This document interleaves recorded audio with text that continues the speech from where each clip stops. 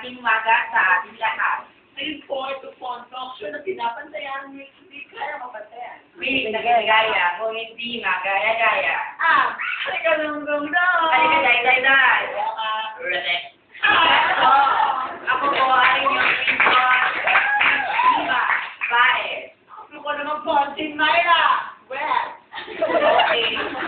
Ngayong umaga, ang talk show na ito ay hindi na muna magsasagawa ng isang game. Bilang iba, kapabataan ng usapan natin ay mapag-uusapan ng mga sensitivong bagay na dapat na nakakala ng mga professional. Ang mga bagay at mga pangyayari na ganap sa tunay na buhay. Ngayon po, at matutunghayan ang kaso.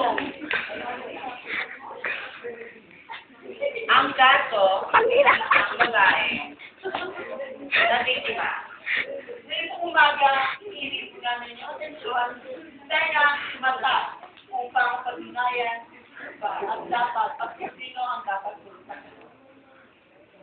Ang biktima ng gang rape ay tatago natin sa pangalan. Next.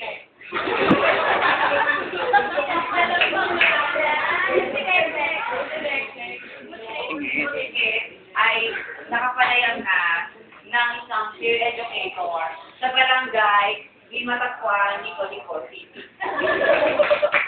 Ngayon po, ating simulan ang mga naganap ay sa kanyang hearing. Ang pagpapasadula ng istorya niya ay may permisyo at may pahintulot ng pasyente o ng biktima. At ngayong gabi, malapit na matutunghayan at aral na mapupulot kung saan ang dapat gamitin